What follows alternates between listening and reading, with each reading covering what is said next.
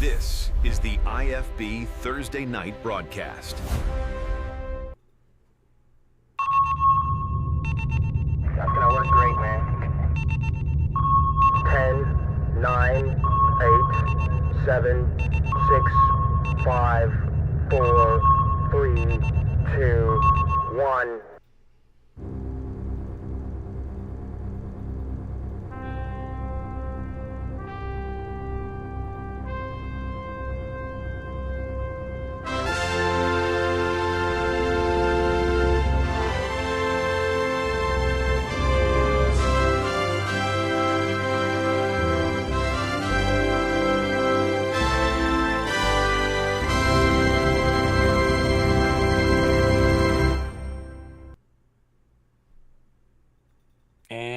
Welcome, everybody, to Season 6 of IFB at the Fleet Broadcasting, our award-winning pop culture, sci-fi news, and entertainment channel.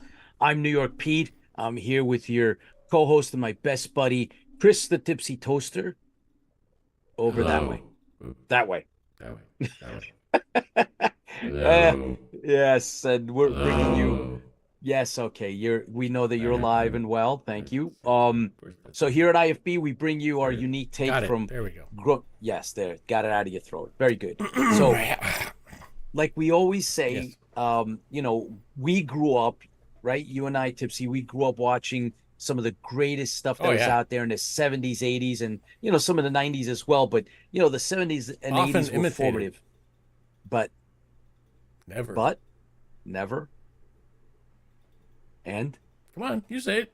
you say it. I don't know what it is. Okay, well, so never Often mind. replicated but never duplicated. Oh, Yes. yes, So that's it.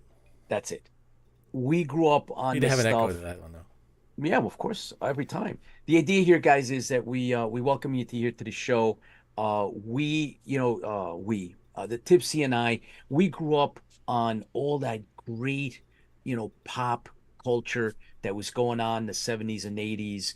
The TV, the cartoons, the movies, comic books, novels, right? You go into the bookstore and you could pick up the novelization of or whatever movie. You could pick up the comic book. You go to conventions, even fan fiction. We grew up with all that from the 70s and 80s, and we bring that with us. And we are big Battlestar Galactica fans, and we have then, from all that, here we are. We've created this show. We share all of that with you guys, and vice versa. We love what we do. We enjoy having you here with us, whether it's live or watching us later on. And we thank you because it's in the thousands that watch us, and it's humbling. So thank you and welcome to IFB at the Fleet Broadcasting. We have great show tonight. So Definitely. Tiny Bean's waiting in green room. She's ready to go. And literally it's green, which is weird, but yes, it is kind of weird. We also have Shore Leave. So we have co-chairs from Shore Leave, Don and a professor. So we will be talking to them in a little bit after Tiny Bean goes on. And then we're going to do convention chat with Erica. So Erica will be bookending the show tonight, and we have a whole bunch of other things to bring up. So without further ado, Tipsy. to our toast. That's right. Welcome everybody. I'm gonna have Tiny here as well. Looks like she's got some eye-opening kind of Whatever it there. is. Yes, good stuff. There we go. I gotta find her audio microphone. Why didn't it click over? That's so weird. Yeah, I can actually hear her. You Yeah, can you can hear her, but nobody else can because it's not coming through. There it is. Oh, you got it now? There we Okay, good. Found it. All right. Always got to push the right buttons. But anyways, we'll start from right to left with Pete. What you got tonight? Tonight I have New York salsa. Good stuff, yo. Well, Was it got like something sludge floating inside of it or something? Stop it. What a Salsa. great collab. It's also Come known on. as 7-Eleven. 7 Up. Salsa. Salsa. There you go, baby. In the original Battlestar Galactica, Commander Adama. Yeah, mine are all glass. packed away. I gotta get those out Glass. someday. I dropped Beautiful. Starbuck. I gotta find a new Starbuck when I move. Oh, come on, man. No. Nah. Oh, And that's I a have tragedy. the fifth one too. I have the fifth Yep, glass. I do too. The was it Taco Yep. Bell? Was the other No, one? it's steak Universal and Studios one. Yeah. now you don't no. It was a company. Come on, guys. What was the name of the company that that gave these out? And supposedly the urban legend is that there was a manager's glass, right? So I it don't was think I've a seen that one. regional glass, and that is the fifth one, Was right? it So Pizza Hut? no, not No. I pizza. think it's Burger Something King on like those, right? It Something says on the like glass, similar. Pete. for No, that. it doesn't. Is No, it? no, no, No. no, it Because doesn't. we had those. I'm Yeah, like, I've got all of those except for No, Starbucks now. these things were a like not in it wasn't in the Northeast as far as I know. These Battlestar were some kind of steak and house or something like that, guys. Help me out here. They're the ones that sponsored these, and the fifth glass is the glass that managers would get for regional managers supposedly. So there's 5 of them. They're all marked Universal Studios because that's who has the rights to them. But that doesn't mean that they were sold to Universal. These were part of one of those like Burger Hut type of things. So anyway, Steak and Shake. Steak and Shake. Steak and That's Shake. it. Okay. Steak and Shake. That's who put these out. So Steak and Shake. Thanks, George. Thank you, Internet. Oh, That's right. someone else get it right too? I was searching. Yeah, George the got it. Internet. Yay. Yeah. Cool. All right. So let's anyways, toast. Yeah, let's Thank just you, toast. everybody, for That's being what I here. got. We appreciate it. It is an honor to have you here, and an honor to talk Battlestar Galactica and conventions and new stuff coming up. It's so fantastic to be able to talk amongst friends and family. So, as we always say, it's important that we recognize you, the fans, because here's to you, the fans. Fans fuel the fleet, guys. I made up a new drink tonight. Did you? Yeah, the eyes it's of so Horus. crazy. Oh, It Kim contains Harms rum and rum and rum and rum. Tequila. Listen, today is Richard Hatch's birthday. Oh, So, yes. Richard Hatch, The 21st. rest Happy in heavenly peace birthday. to his happy heavenly birthday. Thank you, Kim Harms, for reminding us of that factoid. So thank you, appreciate it. Yeah. All right. So let's jump in. Tiny Bean. Let's just go right into the TV movie critic Tiny Bean's corner of the universe. Let us have it. Tiny Bean Honey Bean Terror. Terror. Fantastic, guys. Apologies about my voice. I am fighting a cold and allergies right now, but nothing feels better than being on IFB, right? So here we Hey, are. there you go. So, hello, IFB. Hope everyone is doing well on this fine May evening. Welcome to Tiny Bean's Corner, where we discuss new, old, and otherwise interesting things for the fleet's potential viewing pleasure. I have done the legwork, and I've got tons of cool news and recommendations for you, so let's dive right in. In fun up-and-coming news, as we know, the truth is still out there, and Oscar winner Ryan Coogler's new version of The X-Files is seriously heating up. We've already talked about the casting of the leads, Danielle Deadwyler and Himesh Patel. Absolutely awesome. They will now be joined by the high-caliber likes of Steve Buscemi, Amy Madigan, and Ben Foster, plus more. So exciting. No release date yet, but the pilot is filming, so stay tuned. And in more X-Files news, the 2008 film I Want to Believe was a good film. A great film, maybe, but a good film. Perfect for the diehards like me. But get this. Chris Carter is now releasing a director's cut, which insiders say is significantly better and much scarier. This will hit on Disney Plus on June 11th. So mark your calendars, guys. You know I'll be watching. In other franchise news, apparently we're getting yet another version of Westworld. Yes, I'm excited about it, and not in the least bit bitter that they canceled the HBO series back in 2017 on me. In any event, this new spin on the iconic classic will be a film written by Jurassic Park screenwriter David Coop. Interesting in the coincidence department, as Coop is now responsible for bringing to the screen the script for two Michael Crichton works. No word yet on when production or casting will happen, so stay tuned. Now, there is a surprise film taking the Cannes Film Festival by storm. Sci-fi films don't often run away with this festival, but this one is. It's called Hope, and it's a South Korean film set in an isolated village where reports of what may be tiger sightings are disturbing the peace. Well, it looks like that's no tiger, but something much, much worse. The cast includes well-known South Korean actors, as well as one of my favorites, and no stranger to sci-fi, Michael Fassbender, and Alicia Vikander, and is in both English and Korean. Watch the trailer on YouTube, gang. This looks absolutely terrifying. Hope is anticipated to hit U.S. theaters in the fall. Now, speaking of Michael Fassbender, Netflix is giving the Kennedy family the Crown treatment, if you will. A full miniseries on the famous American political family, starring Fassbender as the patriarch Joe Kennedy. This will focus on the early years from 1917 to 1956, and will feature some key political figures and great casting.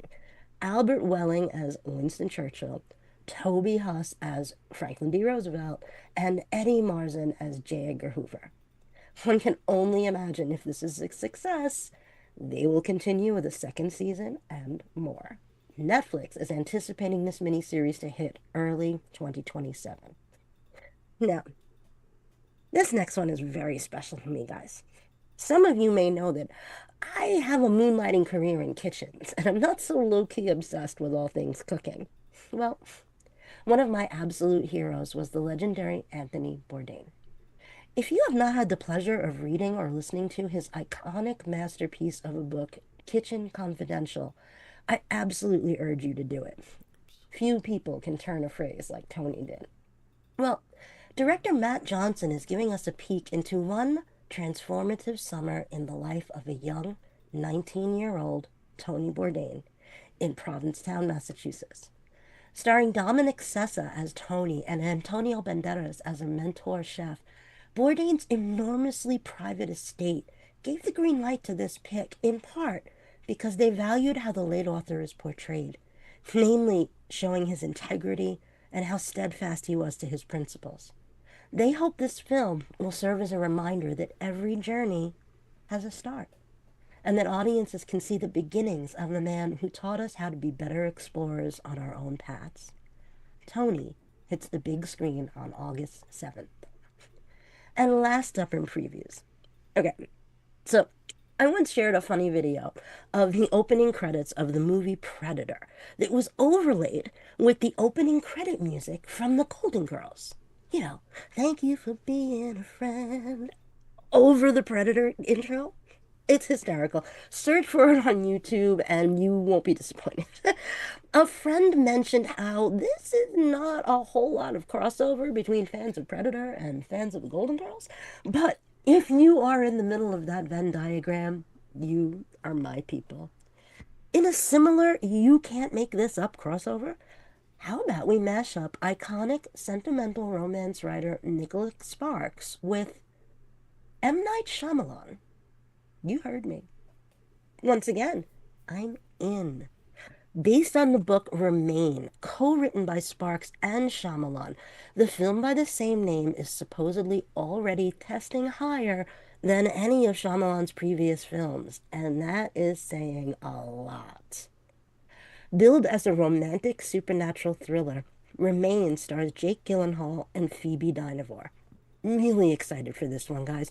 Always a fan of M. Night's work, and romantic supernatural thrillers are rare indeed. So just take all my money. Remain will hit theaters February 4th, 2027. And last but not least for tonight, a couple of weeks ago in the corner, I plugged two shows for you to check out.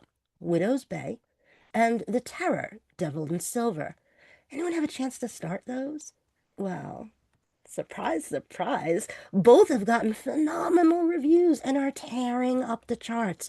Very exciting. They are both actually even better than I thought they would be. But a third series that came out at the same time is also getting a ton of buzz. So I had to check it out, and let me tell you, that buzz is justified. The series is called Legends, and it's on Netflix. Starring Steve Coogan and Tom Burke, it's the true story of British undercover customs investigators who infiltrated the drug world in the early 90s.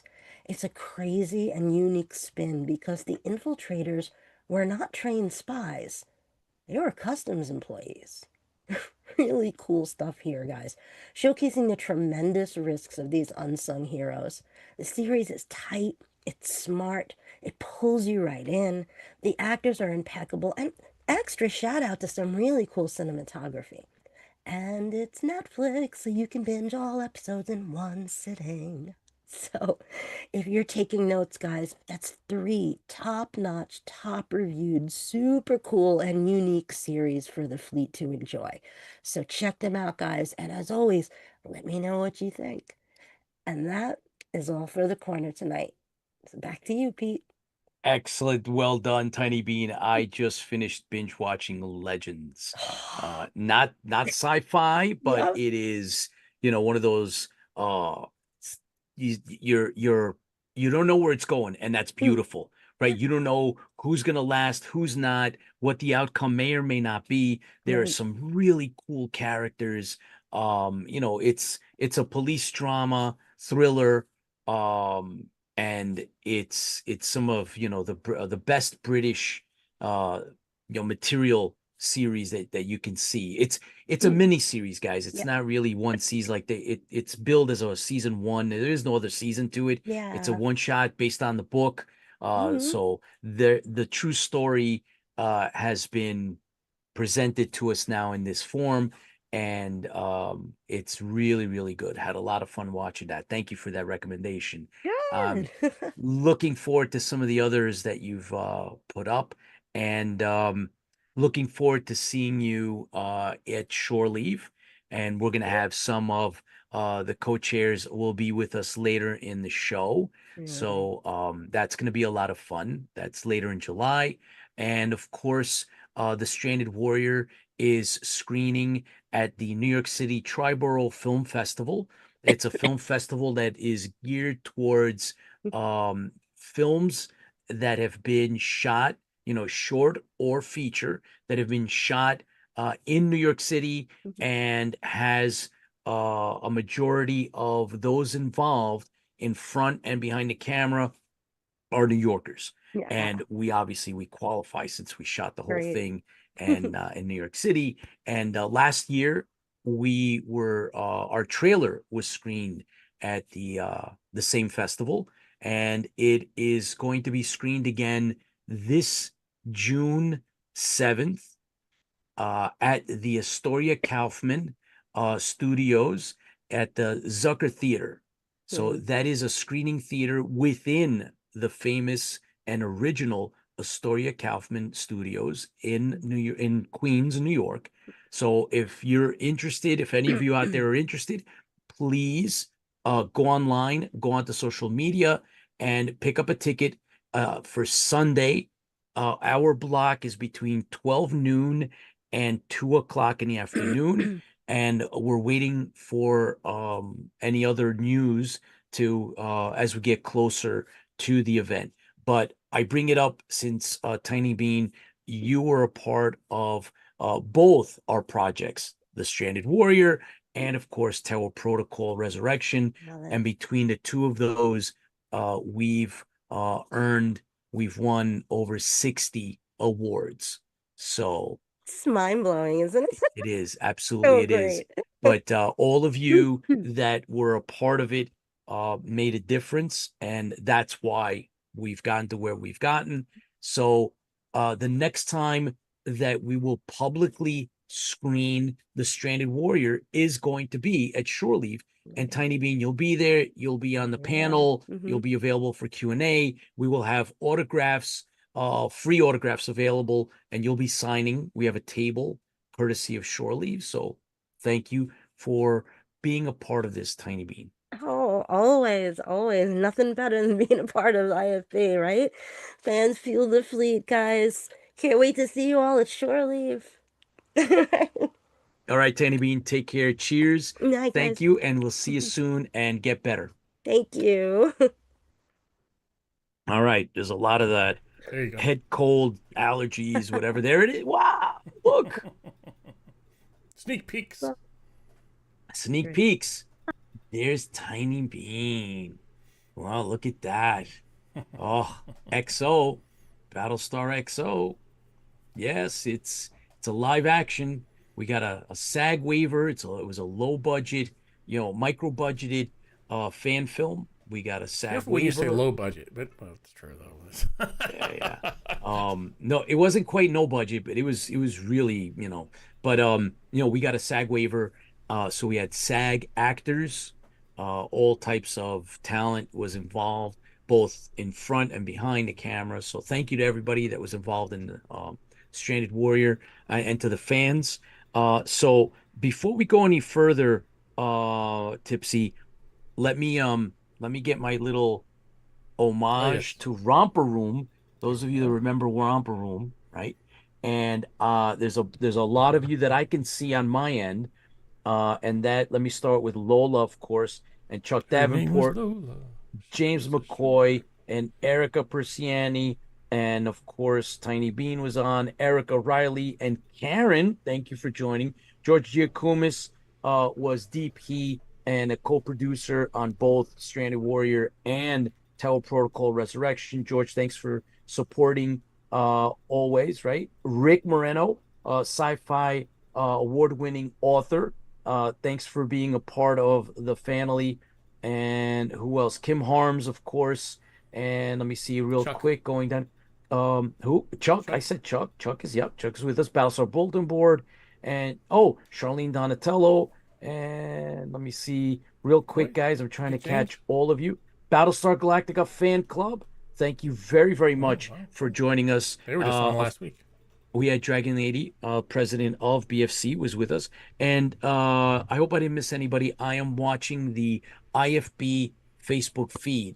Tipsy, did you see anybody on your end? Most of everybody is on Facebook. Okay. Well, okay. Thank you guys. In case we missed anybody, just put up a quick little, hey guys, so that we can do a shout out for those of you that are watching live. I know some of you are on YouTube. I know Mediocre Modeler is out there somewhere. I know that we usually have our family down under. If you guys haven't been following Baz Builds, yeah, doing some. I mean, he brought out the Mark II Viper, unbelievable. And there's another Battlestar fan that created a Mark I. So the two of them went out. I know Chris Laskowski typically tunes in when he can from down under as well as all the other Australian fans and worldwide fans that tune in from everywhere, Germany, either live Austria, or everywhere, Canada and Central South America as well. Believe it or not, all over Europe and Asia. I mean, it really is humbling. Thank you everybody for joining us. Thank you for watching. And I also, hey Susan, how are you? Thanks for joining us live. I wanted to thank everyone that sent birthday wishes. Along with those birthday wishes, happy birthday to you. Thank you. I wanted to show off a couple of specific pieces that I know you guys would enjoy, and I'm going to start off with the Vulpa. Right, I have a Vulpa crop circle helmet that was gifted to me as part of my a birthday gift, and it is phenomenal, guys. Look at this. It is 1-to-1 scale, and I got there. Thank you, Tipsy Toaster. This is an iconic. I figured at your age, Yes, I should have something needed to be my own. replaced, and that would be starting with the head. Yeah, so it would be the Gold Centurion, and this is quite the birthday gift. Thank you very, very much. And I know that all of our BSG fans would are truly enjoying this. It is incredible. I want to show it off. Thank you Does it very, fit? very much. Yeah, it does, and I did try it on, so No, I I told will you. admit that I did put it on. So now, It from is every year from incredible. now on, I have to give you a new part because you're breaking down. So Yes, I figured to start with this the is head because that's where the brain is, and yeah. you There colonials start is to have right. problems. So There is some truth in that. Thank you for that. I also wanted to bring up another special gift that has its links to, of course, the 80s.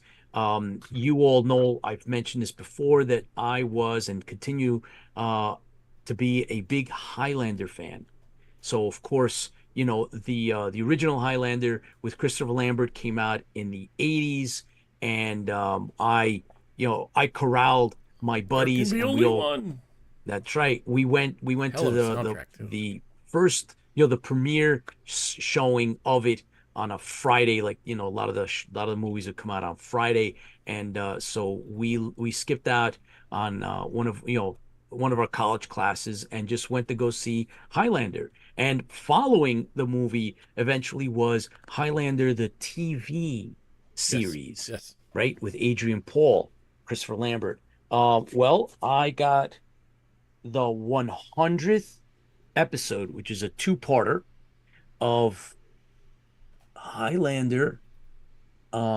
This is the first draft screenplay, and Whoa, cool. yes, it is autographed.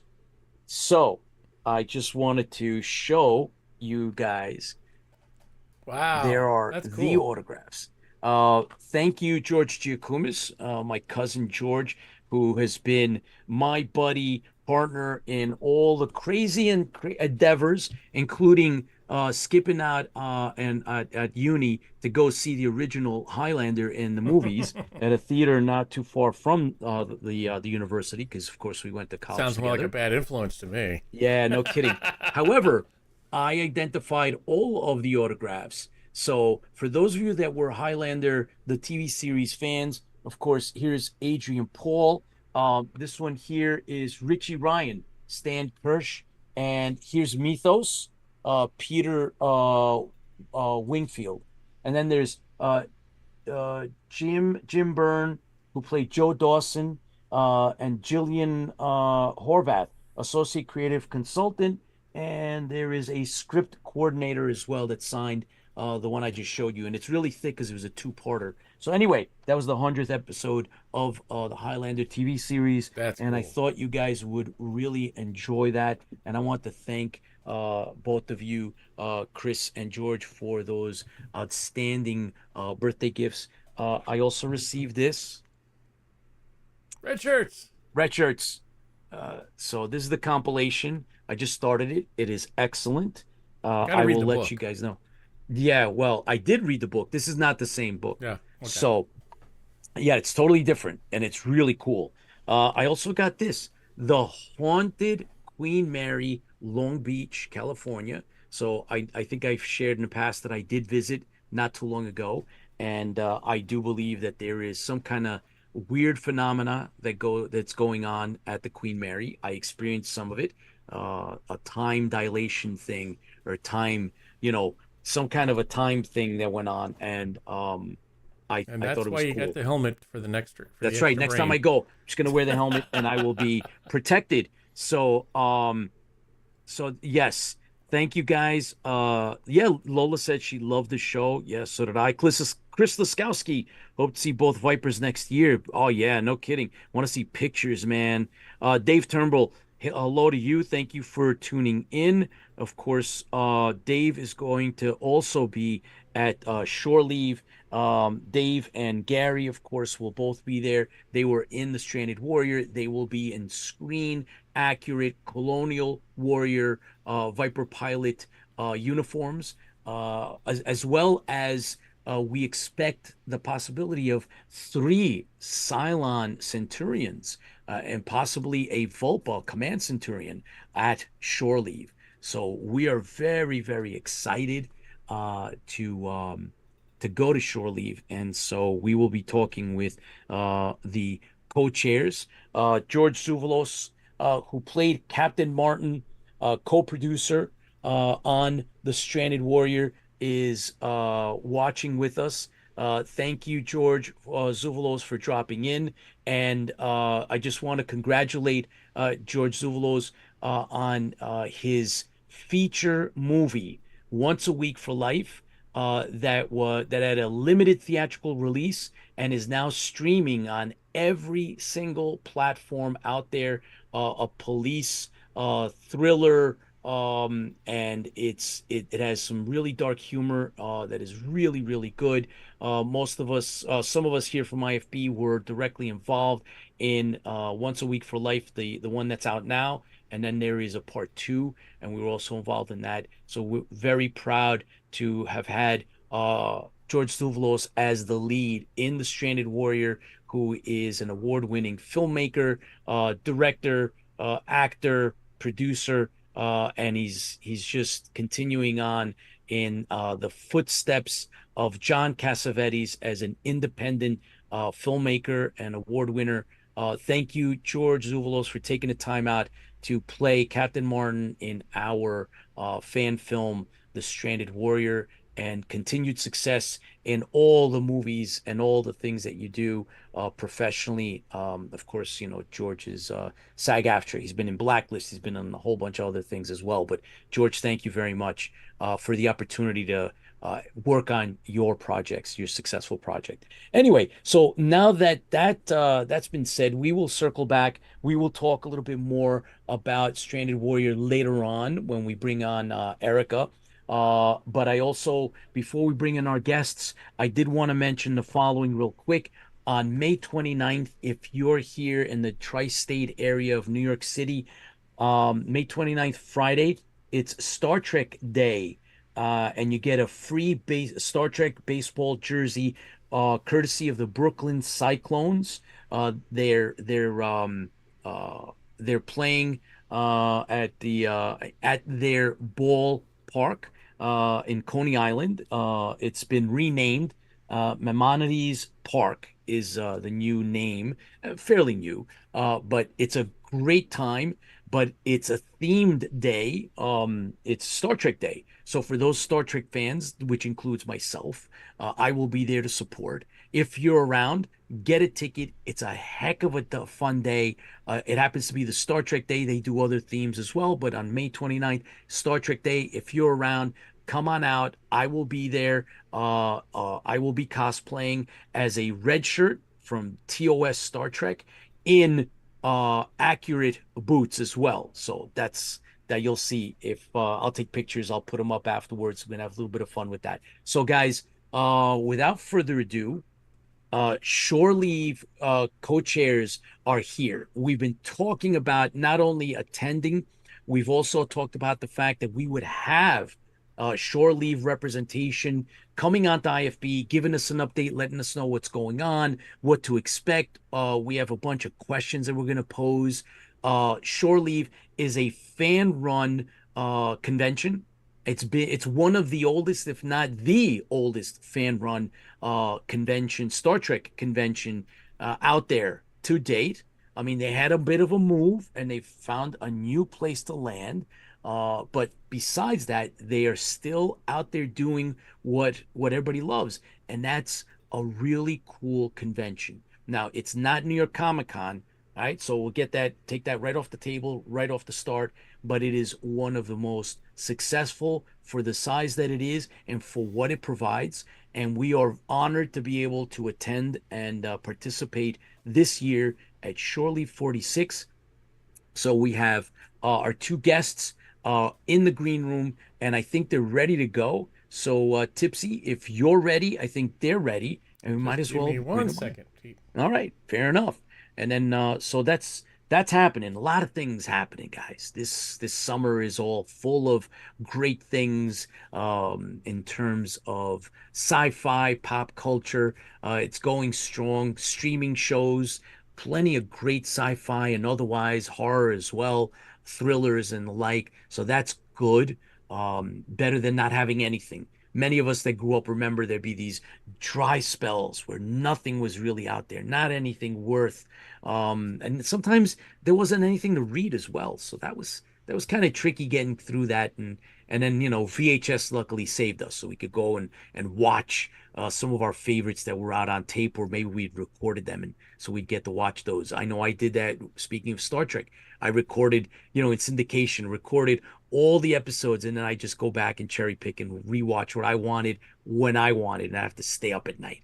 But that's neither here nor there. I can tell you right now that Battlestar Galactica Reimagined is out on Paramount Plus. So for those of you that haven't watched it again, it's there. It's available. So if you have Paramount Plus, you too can watch the reimagined 2004 version of Battlestar Galactica.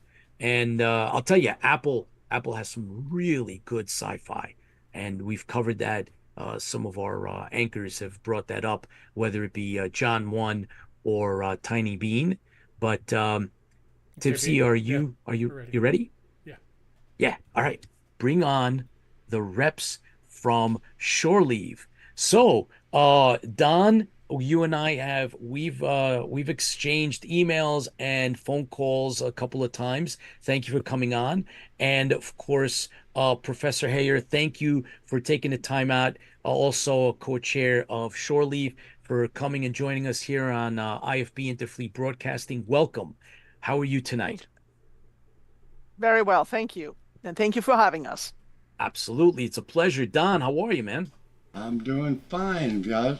It's going to be really great having you guys there this year. I mean, we've been seeing you a couple times at the other conventions, but this year, I think we're going full out at Shirley, bringing a lot of you guys in, and we've got a few other surprises. So we'll get into it with you as part of your questions. But doing great.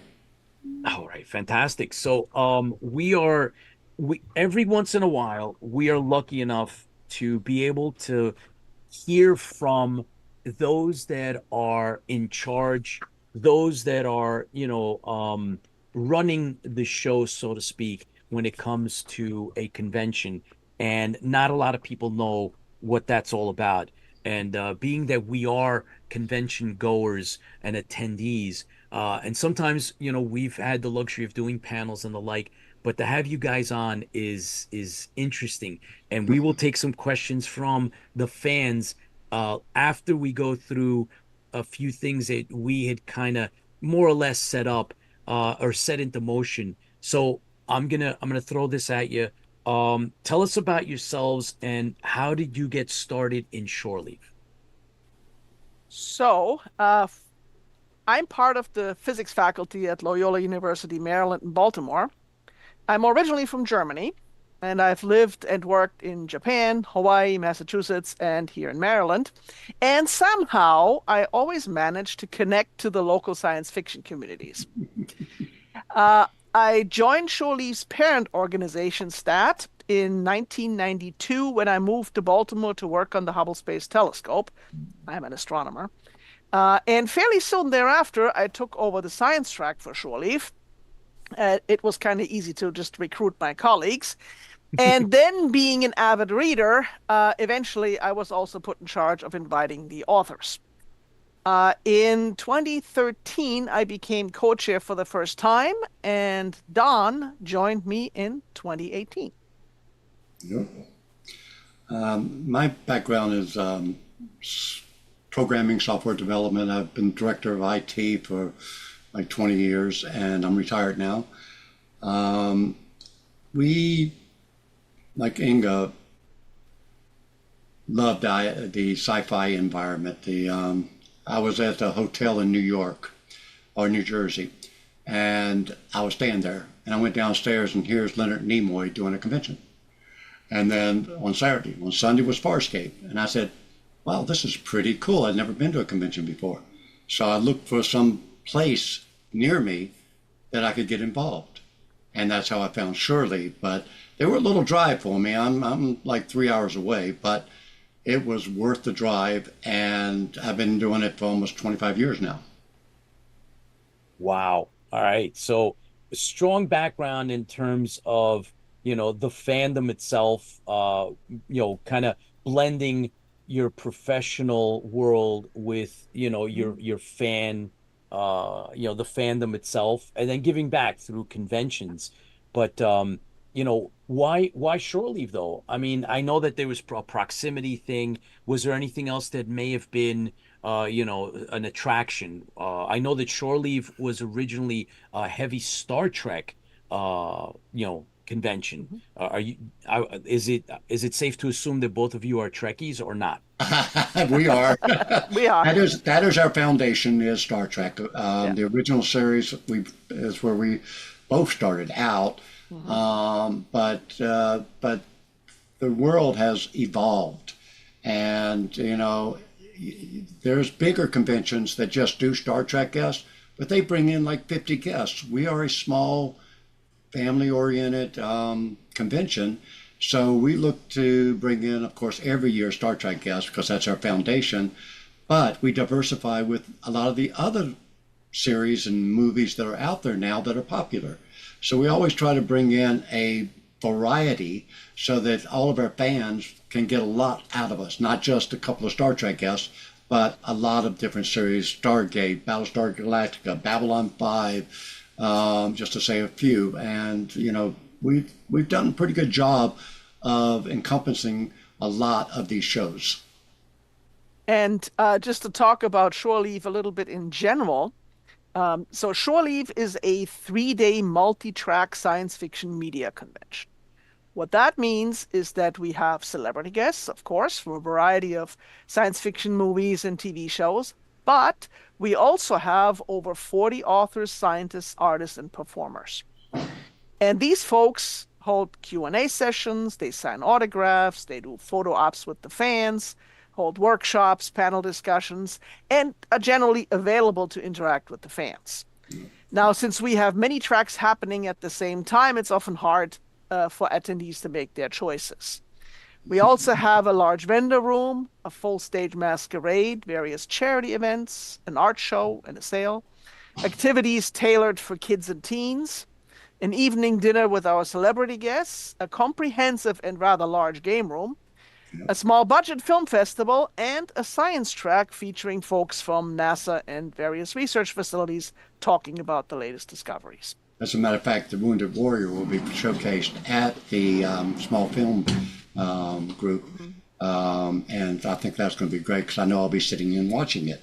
We also have 10 Forward on Saturday night, which is our DJ does. We got a dance stage set up, and then we've got a couple of karaoke's on Friday night and Saturday night. So we have a lot to offer our fans that are coming.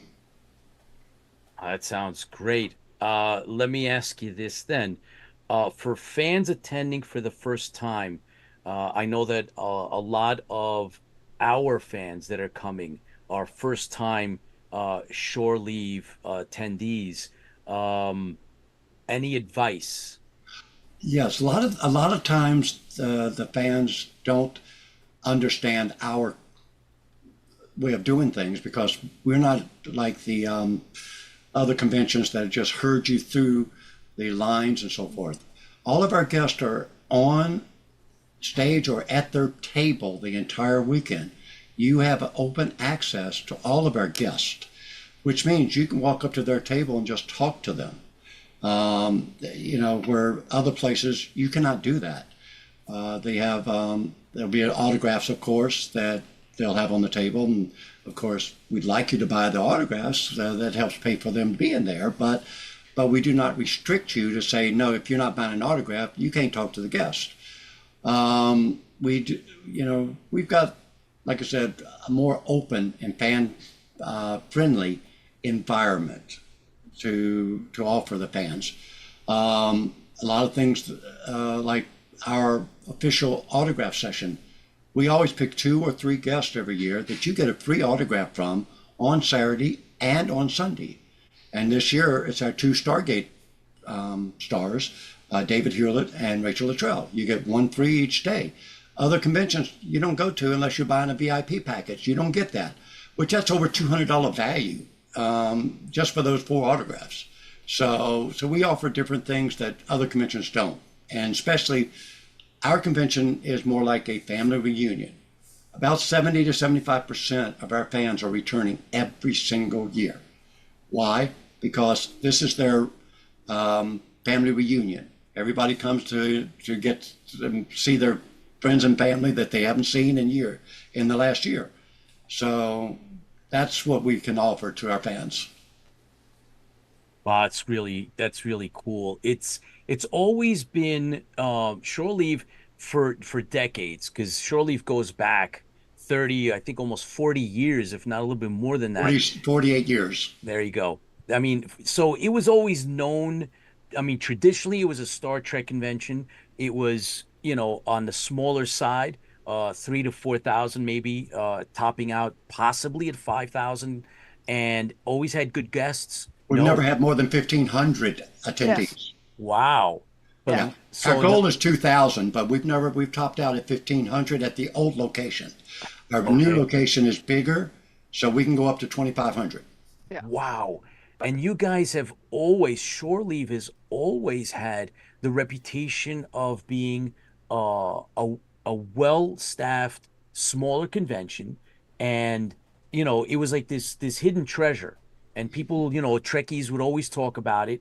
I could never get to it from the city, and I was always, pulled away. Living in New York City, you have Creation Convention, you have Big Apple Convention, you had Slanted Fedora, you had all these other ones that were just here, even smaller here in New York City. You're talking, 10,000 attendees is small. So, getting all the way out to Shore Leave would have been, almost impossible as as a teenager or a preteen. Without a car, it was kind of hard to get to, and that's my excuse for not going out. And the last few years, we've had issues, of course, with the pandemic, derailing everything, from A to Z. And now that we have an opportunity to go, I imagine that Shore Leave is going to be an eye opener when it comes to enjoying, the atmosphere of a convention that those of us that are not so much in that generation that is pulled by the animation, the Japanese animation, the manga, that type of thing, or some of the more, modern new generation stuff. We're slightly older, and I think Shore Leave attracts, our type, our age group a lot more than anything else. So I, for one, am looking forward to maybe even meeting up with both of you. You're both gonna be on panels or no? Well, I don't know. I can't speak for Don, but I'm going to be too busy, and I think Don is as well, to be on panels. Well, we are on one panel at the end of the on Sunday that's true. night. Yep. We have a wrap up that we invite the attendees to come and let us know what we've done right and what we've done wrong or can be improved. And last year we had that for the first time, and we had some great input. And after that, about a third of them joined our club. So it was a very good meeting, and that's the one that Inga and I on. But otherwise, throughout the whole weekend, yeah, we're a little busy. Yeah, and I should add, as far as attendees go, we've had folks from Europe and Asia come. So it's technically a regional convention, so Mid-Atlantic, but we get people from all over. And Canada. Wow. And yeah, of course, Canada, Mexico also. Wow, that's quite impressive. I personally am looking forward to this. Well, so we've set this next question up perfectly. How much time and planning goes into organizing Shore Leave? Well, let me answer that real quickly and go on something. I've already started booking for 2027. Wow. So that kind of tells you from our point is from Inga and I, we don't stop, literally. We take a couple of weeks off and she goes to Europe and Japan. See the family. Yeah. See the family. Yeah. And we take that break in August. After that, we're still full blown the whole year. Now, we've got other people like our pre-reg. Once we open up registration, she's busy. And our webmaster never stops. So there's a few of us that do not stop. We're 100% active the whole year.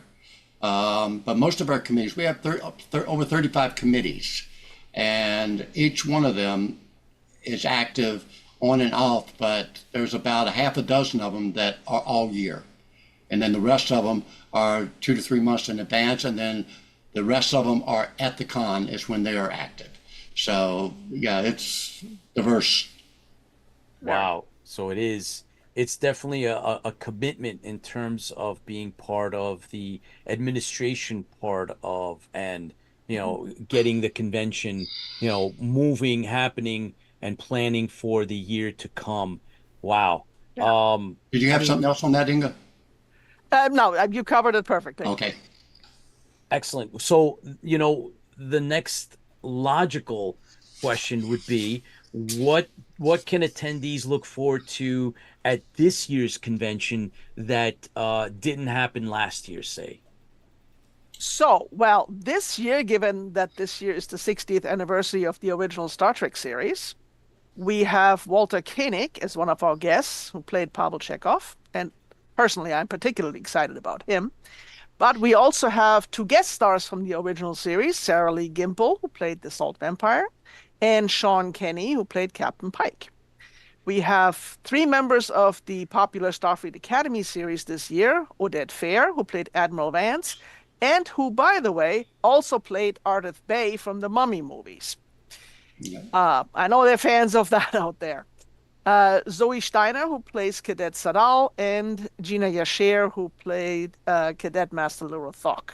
Yeah. Now, as Don already mentioned, from Stargate Atlantis, we have Rachel Luttrell, Taylor Emigan, and David Hewlett, Dr. Rodney McKay, who are our free autograph signers.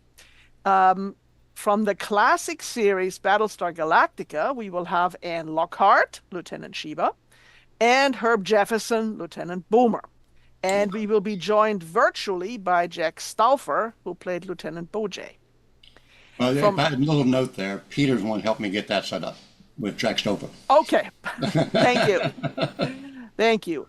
From Lost in Space, we have Marta Kristen Kane, Judy Robinson. And she will join us and bring the Jupiter Experience flight deck and the robot. Ooh, so they'll be in the vendor room, and fans can go there and have a photo op with her and all the gadgets. And then we have Julie Caitlin Brown from Babylon 5 and Star Trek Deep Space Nine. But what we didn't have last year, we've also got Robbie the robot that's coming. We've got the Klingon jail. Where they're going to, they do it for charity, but it's the Klingon jail. And like she said, the Jupiter Experience is the complete flight deck from the Jupiter 2 spaceship. So we've also got the Prius that we had last year that's painted Battlestar Galactica. So it looks like the Battlestar Galactica ship. Yeah. And then we got the 1/3 scale Cylon Raider that's all in line with the Battlestar Galactica group.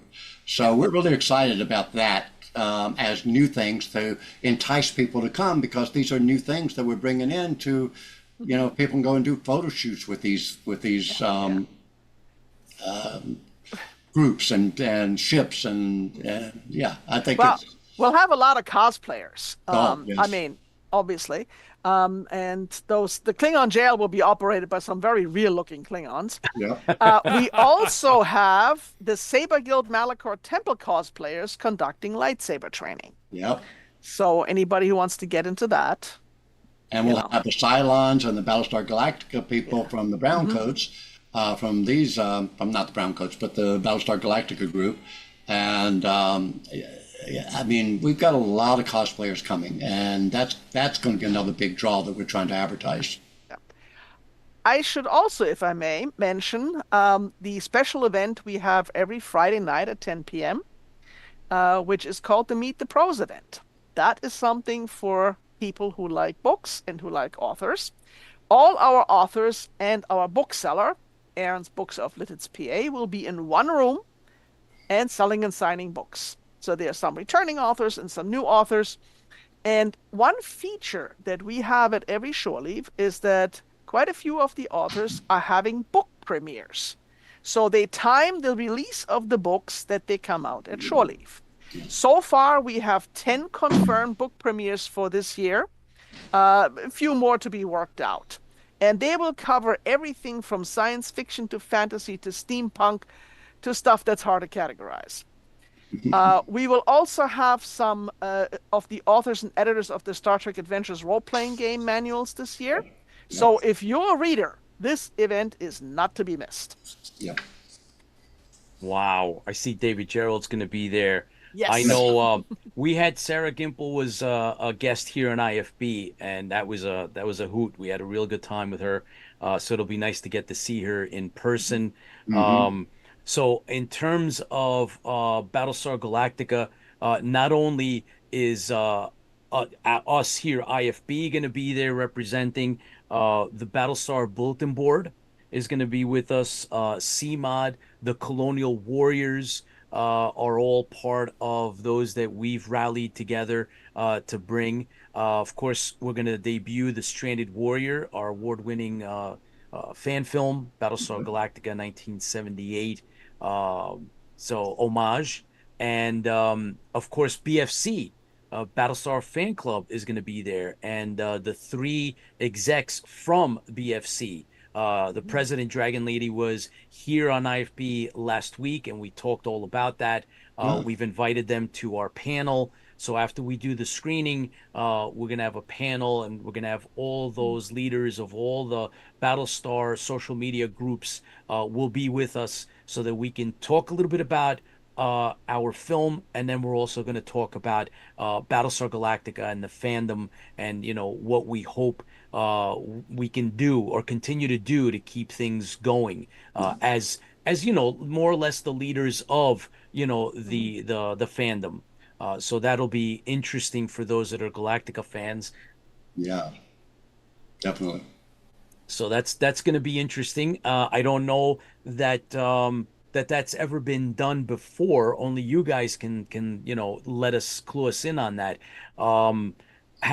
Is there anything specific that you might be looking forward to this Shore Leave this year, other than the 60th? Is there any other thing that you might want to zero in or talk about?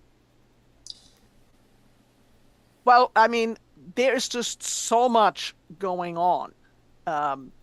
And this is true for every Shore Leave, but every year we have something new. And we already talked about some of the new features that will happen this time, every time there are new guests.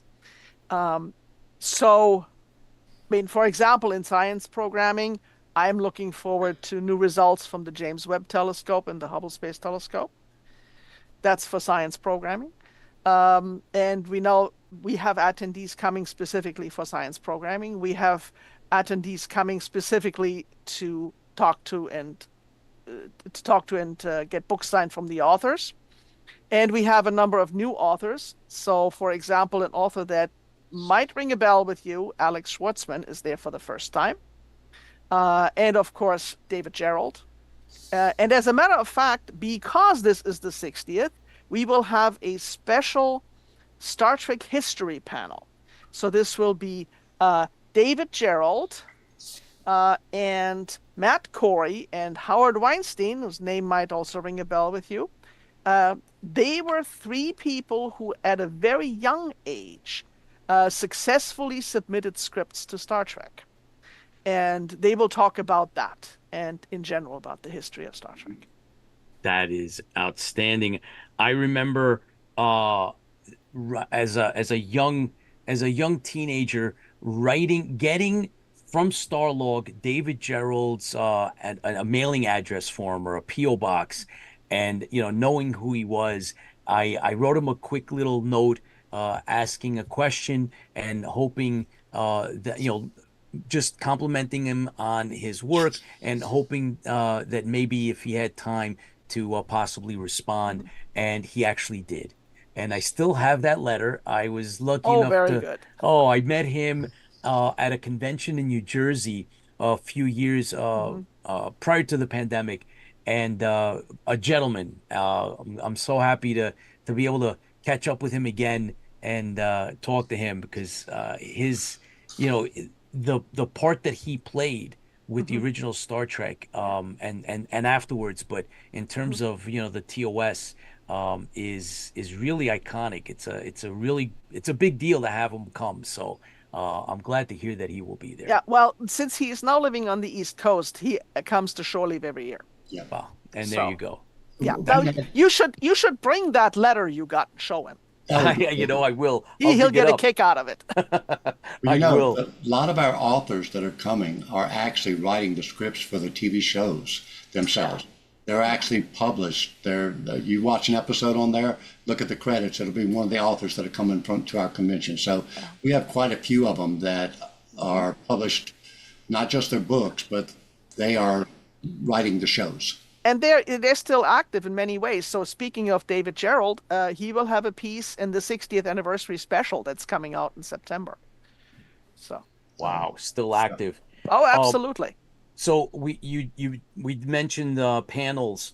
Do you have an idea, as it stands now, what are the number of panels that you're going to be presenting this year? Is it something that you normally do or not? Some conventions, believe it or not, the bigger ones have shied away from having too many panels, like especially fan panels. I know that the big ones, they prefer not to have them. And I think it's not the right attitude. Your opinions, your thoughts. No, the panels are, a lot of our fans come because of the panels. We have, our authors have submitted 30 panels themselves. We've got fan panels, probably another 30. And then, of course, the media guests are going to be up on the stage, so that's another 20 panels, or no, almost 30 panels over the weekend. So we're looking at close to 100 panels over the weekend in total that are being done. And we are, all these will be published in our program guide. We also have a pocket guide, and we also have an online guide that you can actually go on, log into it, and bookmark what you want to see. So it's right there in front of you. And that we're trying to get out by July 1st so that you have time to look it over. So we'll be publishing it and sending it out to everybody that's bought tickets, and so that it's available to them. Yeah. Wow, that's nice. I did want to bring up a comment from one of our live followers, Mina. Thanks for watching live and joining us here with the co-chairs of Shore Leave. Mina is a well-known Battlestar Galactica individual that worked with Richard Hatch many years ago, and she's with us live. And her comment I thought was interesting. I wanted to share it. Love the dedicated free autographs, so fan friendly. I know that stayed with me as well when I first found out that Shore Leave typically gives out or gives the fans the opportunity to get at least one free autograph with the ticket that you pay for. At least 2 each day. Yeah, we have Which 2 is- each year. 2 to 3. But I have to pick which 2 guests because I pay them for that up front. So every year it's either 2 or 3, depending upon how much I can afford. But we always offer 2 on Saturday, 2 on Sunday. You just have to bring your own item. Every now and then they say you have to be an 8x10, but usually you can bring any item. Official autograph session. It gets signed for free as part of your paid ticket. Wow. So how does that Can you tell us a little bit about the mechanics? Now, I've heard from a couple of other fans had mentioned their experience, but can you tell us how you guys kind of organize and control that? Yes. On Saturday evening, basically after the regular regular daily activities, we bring the two signing guests at 5 o'clock to one location. We have tables set up for them. Then we call by number, your badge number, 1 to 100, 101 to 200, so forth, to bring the fans to get in line, and they go through it to get their free autograph. They bring their item, and they get it signed for free. Sunday's the same thing, but it's usually at 1 p.m. and it's the same process. We have somebody actually walks around with a board, a couple of them, through the whole convention and says, okay, we're doing the autograph session. This is the number we're on. Please come and get your free autograph. And doing it this way means that you don't have to stand in line for hours and hours. You just go when your number range is called. Correct. Wow, cool. that's great. We've been doing that part for about just over 20 years. We weren't doing it in the beginning, but about 20 to 25 years ago, we started it, and it cost us some money, but I think it's a good item that the fans can walk away with something as part of our badge process. You buy the badge, hey, you get something free for it. And I don't know if anybody else is still doing it, so we like to still offer it, and that's something I don't want to ever lose. Right. That's big.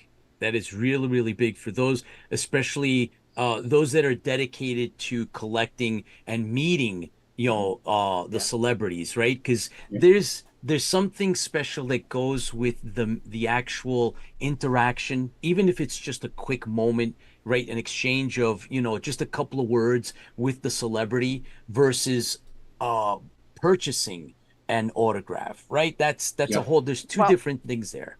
For just a small moment, you are part of the whole thing. Yes, And absolutely. We've had a couple of guests, and I won't name them, but they were good guests. And the autograph session usually lasts about 2.5 hours. So at 5 o'clock, by 7:30, latest at 8 o'clock, okay, they're done.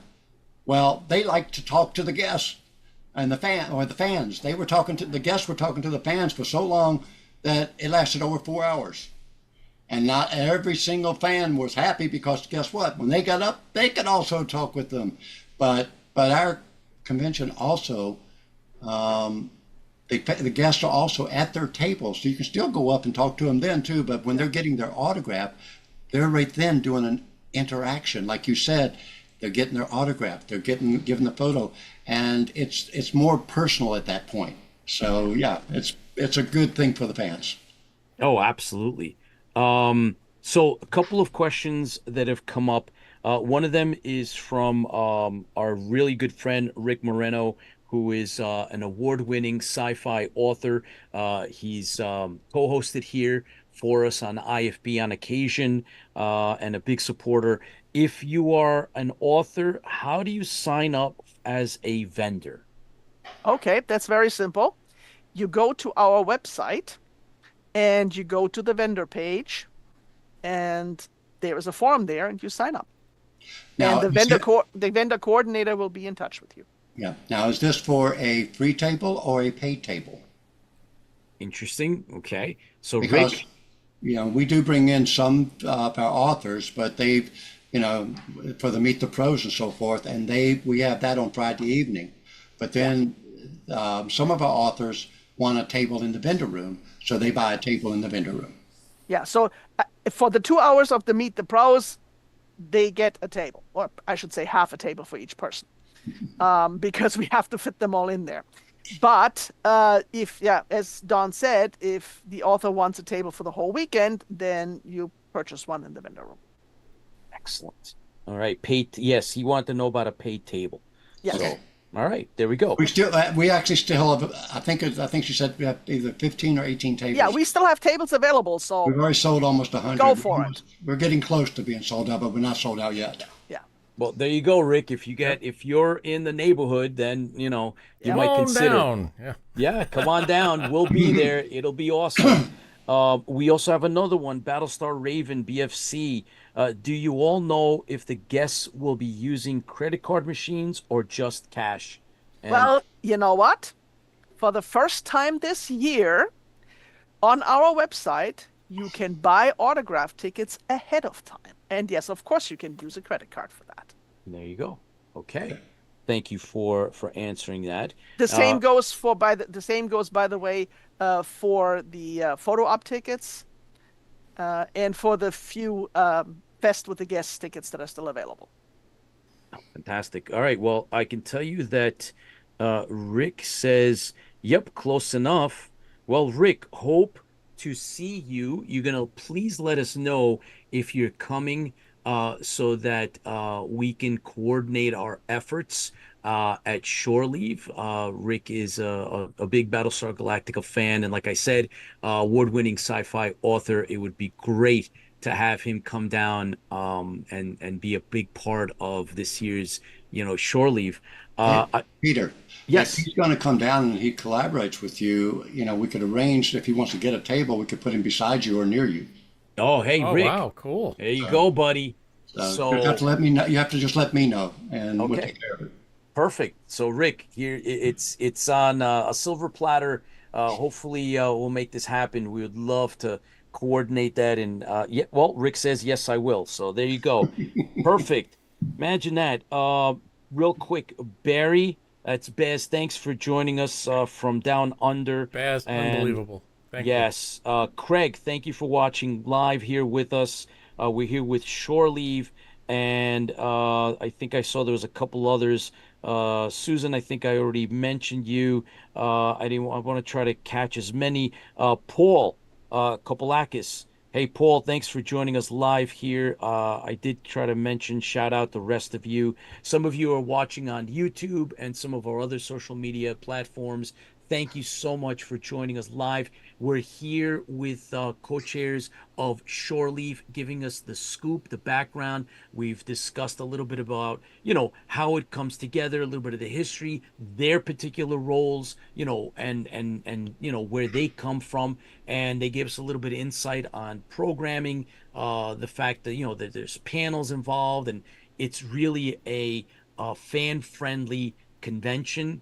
We're looking forward to being a part of this, since you guys should know, if you don't already, that we are going to have our world premiere of The Stranded Warrior at a sci-fi convention, right? So this is separate from having premieres at film festivals, right? We are participating at Shore Leave, and Shore Leave has given us the opportunity to screen The Stranded Warrior at a convention. That is the first time that we've gotten this opportunity, with the follow-up of the panel, so we can do a Q&A and then discuss Battlestar Galactica in the bigger picture with the fandom and all the reps that are coming. So that is a big premiere for us. A lot of you have asked, where can we see The Stranded Warrior? Where, if you're not going to the Triborough Film Festival in New York City on June 7th, next opportunity is come down to Shore Leave, have a great time. I did want to, as we wrap up, I did want to ask our guests, what was it like to transition from where you were originally?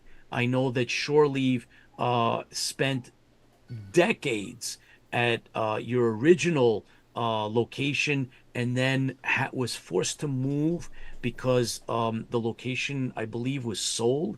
And so you guys have found a new home. Can you tell us a little bit about how that's played out? Well, it was not just that was sold, but our hotel where we were at for 43 years. And Wow. yes, we knew all the crawl spaces better than the hotel employees because our convention was way older than most of the hotel employees. Wow.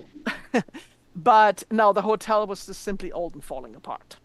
And so things started not working. And I mean, we managed to work around many times, but at some point, um, yeah, it was just done. And so we had to find a new home. And fortunately, we did.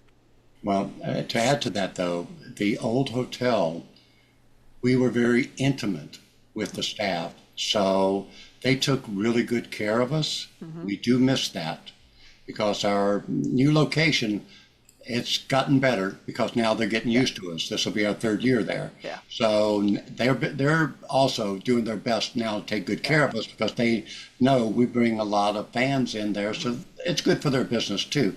But in the beginning, of course, the first couple of years, there's stumbling, but we've worked through them all, and all of them have been minor. So the transition has been a little tough, only because we were so used to the old hotel. But the new hotel also has a lot of new things that the old hotel did not have, which also it's a resort. It's got 2 swimming pools, a golf course, a playground for the kids inside and out. It's got Wonderland across the street. It's got the outlet mall right beside of them. So you walk next door and you're at the outlet mall. So it's got a lot of, appeal that the other hotel did not. So there was a give and take, but it's working out. Yeah. And the other thing was just the move from, just north of Baltimore to Lancaster, Pennsylvania. I mean, it's an hour by car, but for some folks, that's a bigger distance. So. Outstanding. So Dragon Lady popped on. Thank you for tuning in. Appreciate everything you've done for BFC and Battlestar Galactica in general. Of course, she's attending with her staff from Battlestar Galactica Fan Club. And so that's gonna add a whole other bigger and better representation in terms of Battlestar. Don, you and I had a very quick conversation on the phone, and you'd mentioned how we're bringing, making Battlestar maybe a little bit bigger than you had expected. And my response was, well, look, it's Star Trek 60th. I know that this Star Trek is going to be represented. I know that there's got to be Stargate fans going, since there's, two Stargate actors coming from the series. And so we're doing our best to help represent Battlestar, since, we have 3 well-known actors from the original Battlestar 1978. Are there any other groups at Shore Leave this year that you know of?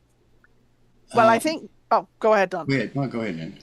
I mean, we already mentioned the Klingons, and actually, the Klingons have been part of Shore Leave for a long time. So they were gone for a while, cosplayers. Yeah, they took a break for a while, but they're back. And Plach. so, kaplach. Yeah. The Malachor lightsaber group are bringing approximately 17 to do a show on stage. Wow. So that group is coming. And like you said, the Battlestar, and this is just from me. The original Battlestar Galactica I've got 3 top shows that I love. Star Trek, and from the Stargate, Atlantis, which is what we have 2 guests, and Battlestar Galactica original. Those are my 3 top TV shows. Now, Babylon 5 would rank in there, but those are my top shows. And there you go. Exactly. So when I met you guys, there was a Cylon warrior at AwesomeCon walking around, and we invited him, and he came where Grace Park was there, and so it was awesome. So with you guys coming and bringing your groups and these other groups coming, I think we're going to have a fantastic show of the Battlestar Galactica group, which I have a soft spot in my heart for. Do you think we're And all I should sell out? mention the one thing that our new hotel has that the other one didn't is a full stage. Yeah. Actual theatrical stage. So the performances there look absolutely amazing.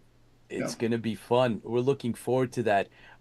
We also invite Shore Leave, both of you, to either come back and keep us posted on a regular basis, or Don and I kind of threw this around a little bit, was to maybe you can find other staff that you might want to Mm-hmm. rotate onto IFB, so that Okay. let's say every other week someone comes on from one of the committees or another co-chair or whatever, can come on and let us know what's going on as we get inch our way closer to shore leave, because we really want to support. We are committed to shore leave. There's other great conventions out there that are also hosting some of both classic and reimagined Galactica, actors. But we are Mm-hmm. committed to shore leave, and so we want to help promote. Not that you guys need it, but we We want to appreciate promote it. it. We We appre- really looking forward to it, and just to let you know that we're excited, and so please, either, like I said, it may not work for either of you to come back, but you're more than welcome to come back. But please send us any reps that you have, so that we can, keep things flowing. Well, we were thinking of a couple of people. One was the programming department, which Oh, sets cool. up all Yeah. the panels. Yeah. We're Perfect. talking about the Ida, which does all the children programming, and a couple of the others, so Yeah. that you could get a good overview from those type, because that's the Mhm. ones that's the guts of the committee, of the programming and everything behind the scenes. So I'll work with you on that, Peter, and we'll see if we can get something set up. Maybe the vendor room too. I mean, Yeah, just Yeah, Ooh, yeah, telling of yeah. us course. just. I mean, we have so many different and diverse vendors. Yeah. Fantastic. Don, a pleasure getting to see you on our show here and getting to talk to you like this. Professor, thank you so much for taking the time out. Hopefully, we will get to see you in person, even if it's on that go. It would be great to see you Tag. in person. Yes, tag. And if not, I really hope maybe we can attend that your wrap up on Hmm. Sunday. But either Sunday night. way, we Yeah. definitely look forward to seeing you. July 10, 11, and 12, Yeah. Lancaster, So there Pennsylvania. you go. Shore Leave 46, guys. They're on Facebook. They have their own website, obviously. Please look them up. We will be there in force, right? IFB, Stranded Warrior, and all the other BFC and Cylon Raider, Cylon 1 is going to be there, right? And Raider one. so Raider one. Raider 1, thank you. And all the others, including Rick. Rick's going to be there, getting an author's table. So we're going to have autographs from our cast and crew that are attending. We're going to have Oh, good. screen accurate Colonial Warriors, courtesy of CMOD and Gary and Dave, two Daves. We're going to have Cylons are going to be there, along with all the other groups and all the other extras that are coming. Colonial Warriors, right? So we're going to have Commander Kane flying from the West Coast coming out. So thank you both very, very much for taking the time out. We look forward, we're excited to go to shore leave this year. And we toast to you. Fans Thank fuel the fleet. Fans feel the thank you for fleet. having us. Thank you for having us, Peter. Yeah. We appreciate it. Thank you. Pleasure's ours. All right. Take care. Take care. Take care, guys. How about that, huh? It's so I love. So I've been to Dragon Con, which is one of the other fan Oh yeah, fan yeah, conventions. big, There's just so right. many. There's not that many fan conventions. There's just so Not- many not a fan lot run left. conventions. Not Most a of lot them are left. corporate. Most of them are Yeah. concerned with the cash or the money or those kind of things. It's people like Don and Ingi. I'm gonna say that name wrong. I say it Inga. wrong. Inga. Don You and could Inga, all- they put this stuff together and continuously, that's a long 46 years. I mean, that's a long It's time. yeah. Yeah. I actually it So- might be 48, because I think they may have done like two in a Is it what year didn't or something count? like that. Oh, okay. No, Let's they say like they 46 they is- double it up. Yeah, 46 is a long time. I mean, Imagine that. Isn't that insane? I mean, That's only that in 3 and of years itself. younger than Battlestar. Look, that's 46, 68, 78. Okay, yeah, I mean, that's that's incredible. It that's really yeah. is. That I mean, shows the true love of these oh yeah, people behind and the we scenes. look. We've all heard of shore leave. You can't be a hardcore sci-fi fan that goes to cons and not have ever heard of shore leave. Yeah, Whether or not you went to it, that's neither here nor there. But knowing because it was always, you know that I've been going through my old Star logs, hmm and I will be bringing a lot of those that I've read through, and I'm not keeping for my personal collection. I'll be bringing them to shore leave, and I'll be passing those on to some of our friends out there. Um, Going through those star logs, Chris, over the years, there it is, shore leave, shore leave, shore leave, Yep. right? So Starlog would actually cover, they would dedicate a page or two to cons, and shore leave every month that they covered conventions, shore leave would be in there. And I was like, no wonder, yeah, I know shore leave. I just never got a chance to Crazy, go. But yeah. Um just crazy. That's Charlene fantastic. says these types of cons are great. So I'm speaking curious if of they're going to sell. So, I hate to, with Battlestar Galactica fan club and Battlestar Galactica bulletin board and all of these other fan clubs that that's coming along with us to this. I'm wondering. They said they were like 2,500 was the max. I wonder how many ticket sales they've had so far. I'm yeah, I curious how look, I could close tell they are you to selling out. they I can't imagine that they're not getting close. I remember when we first started talking about this, it was a while ago, and the numbers have gone up. But Yeah, so if speaking, you're thinking about it, you better buy your you tickets better, now. that's right. And since And we're we're not making getting, any money from them. We're just no, saying no, not at if all. you want to go, Yeah, it you might better jump be on it. might be something you want to jump on now.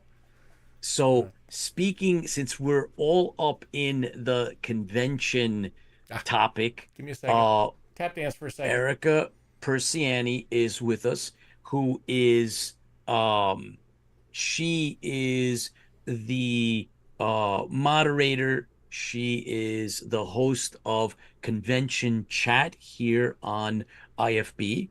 And so she's in the green room. And as soon as I think Tipsy presses the buttons, I think we'll have her on and we're going to we'll talk more about conventions. And I know that Erica was listening in on it, and this is kind of her home turf, so to Boom, there speak, you on go. IFB. Erica, welcome back to IFB. How are you? Oops, hang on. Okay. Let me How are turn the you audio on. feeling? There we go. I'm good. I'm good. Good. There we Good, go. good, good. Well, so shore leave, I know that you had mentioned that if at all possible, you were going to try to actually go. Um, it may not happen this year, Yeah, it's not gonna happen but this year. you were motivated to go. Why? Why? What was the interest in Why? going to shore leave? Um, I have family that live in Pennsylvania, so I could do both. Do the There you con go. and Yeah. visit family at the same time. Okay. My baby sister lives there, so Okay, so and I, that helps cover part of, the logistics. But I mean, you have other cons. I know because we've talked about it before. You have other cons near you. To Mhm. to go down there. All right, so you could visit your sister. What about the con itself would make you go to it, especially after you heard all this stuff? I think the cosplay, seeing the different cosplay, and seeing the Klingons would just be awesome. Oh I love yeah. Klingons. I'm a Worf girl. I love Worf, so Okay. So, yeah, see, Klingons would be kind of cool.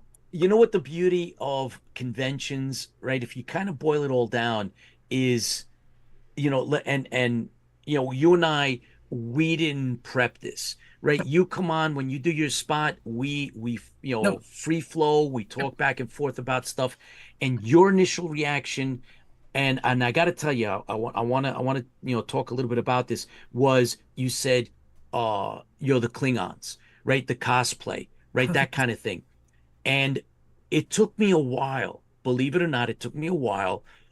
And going to conventions since like 1978, 77, actually, my first convention. I realized that if you go to a con and there's no cosplay, something is seriously wrong. Something's seriously missing. So, you say, oh, the cosplay, and every con is different, right? Everyone you go to, there's different cosplay, there's different, characters that are being portrayed, and it could be big, it could be small, but Mhm. it's always going to be a different mix. Obviously, it means something to you. Yeah. So that's cool. Yeah. Yeah, I love seeing the different characters. Eastgate that I do in the spring and the fall is very Star Wars related. There's a lot of Mandalorian, um, which is great. I love seeing them. I know two guys from the 501st Carolina Garrison that go. I see them all the time. Daniel Kim and I can't remember the other guy's name off the top of my head. But it's usually Daniel Kim and one other person from the 501st Garrison, Carolina Garrison. So they're fun to meet up with. There's Gene, my buddy Gene. I know Rick said he was going to be at the Hickory Comic Con this weekend here in North Carolina because he asked me if I was going to that. And Oh, unfortunately, I can't because my husband is going out of town with a friend of his to play Catan. ah, There you go. you see? There you I go. mean, everybody's got their thing, right? So he's got his and you got yours, right? So that's okay, right? You, So you he's going to play Catan. okay? Last weekend he went and played Warhammer 40K. So Oh Mm, yeah. mm. I never get to What what does he play? Does he He play plays is Chaos Demons. oh, sorry for him. Okay, good. Um I play Space Wolves. I have Space Wolves. Oh, So you do see, excellent. All right, balance. There's the balance in the universe, right? Space Marines versus Chaos. I love it. Cool. um so yeah, I have Space Marines, Space Wolves. So All right, which cool. he's actually I've actually lent my army to a friend of his to play for like a year. I had no Oh army for like wow. a year. I Oh let his friend wow. play it. Oh wow. So have you been to Gen Con? I have not. Now that's, talking about, cons and gaming, that's one that, Um especially since you still play 40K, right? where you Warhammer 40K, which is huge, it's gigantic. huge. We've talked a lot about it Yes, it's before. huge. And we're talking about tabletop playing with miniatures. Uh-huh. I And have mine so somewhere. that's what we kind of deviated a little bit from, and then came back to cons because Gen Con is a gaming convention, Mhm. very big, and they also have their own film festival. They do. So that's very We interesting. actually have one of the cons that's coming up next, not this weekend, next weekend here in Carolina has a film festival to it now. Oh really? And Oh yeah. That's Con Carolinas at Charlotte. So, I'm going to mention something that Lola just brought up, which is also important in, the big picture of a convention. And that is, I'd go because they are so different. Being able to Um, see all the characters that I've watched on TV and meet them, and the vendors are great too. Absolutely. Right. yep. So one of Yeah. the big draws is who's going to be there, right? And a good a good vendor will actually tailor what they bring based on, who the celebrities are. Yeah. And sometimes you go and there's a disconnect, and the vendors just bring things that have nothing to do with Yeah. any of the celebrities. And I get it, right? I mean, if I've you're done that. Seen right, it. if you do like you're a t-shirt vendor and your t-shirts don't match up with the celebrities, okay, whatever. It is what it is. I understand that. You might be a sci-fi author, and I don't know, it may not quite click with some of the celebrities. I get that as well. But that's something that I always looked at when I'm going to a con. I don't just blindly go to a con anymore, right? I've stopped doing that. If I don't, I look at who's going to be there, and that makes a difference, Yeah, right? That definitely. has Definitely an makes a impact. difference of who's gonna be there. Oh Like yeah, yeah. celebrity wise, especially celebrity wise. If there's somebody there that I don't really want to see, I'm gonna be like, I don't want to do this con this year. You know. Oh, Um, absolutely. Let me ask you then, put you on the spot, Erica, what is the farthest you've ever gone for for a con. convention? Um, I've gone to Virginia. All right. Now tell everybody how far that is from where you Virginia, are. from where I am, I'm right by the Virginia border of North Carolina and Virginia. But this was in it was in Roanoke, so it was a good 4 hours away. Yay, Okay. my So it's a hometown. 4 hour drive to go to the con. Yeah. So there you go. Oh, and by the way, did you stay over or did you go back home the same day? It was just a 1 day thing. Oh, 8 hours on the road. How It long Yeah. was did you worth it go was to the it was con? completely worth it though. Oh, come on, tell us now. See, this is what we have to talk about. Tell It us. was a con that Kitty Sackhoff was at, Ah, and okay. Oh, Yep. so was Ed, so was the old man, so it was completely worth it just to see them. wow. Yep. I think Roanoke this year as Lorette and Starbuck. Yeah, so Yeah. I was kind of hoping I wanted to go to Shore Leave because of Lorette and everybody that was going to be there. Especially Boomer. I wanted to meet the original Boomer. Yep. Yeah, he's But a cool dude. Herb is a really cool dude. He'll talk I your heard ear Herb was a off. good guy and Oh yeah, you know. we've both Tipsy and I have met him on many occasions. I've Oh, actually I sat his table. I minded his table at nice. it was at I believe it was WinterCon. So I've met him multiple times and it was WinterCon twice. It was WinterCon and it was at there's uh there's another big con in um in Southern California that I went to and he was there and so I sat with him at his table and he had to step away and so I just minded the table for him. Great guy. If you ever meet him, you will see that he's just Yeah. a Um, really, really nice guy. And it's cool because it's Lieutenant Boomer, this right? is a Boomer. And then later Commander We later Boomer Commander. in Yeah. 1980. Yes.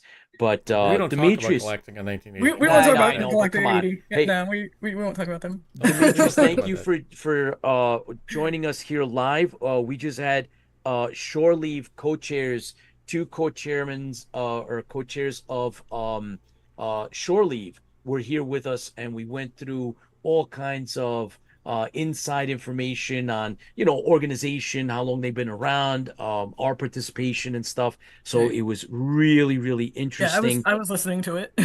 It was pretty cool, right? I mean, It was pretty cool. um, let's see. There was another comment that I wanted to share. Okay. Kim Harms.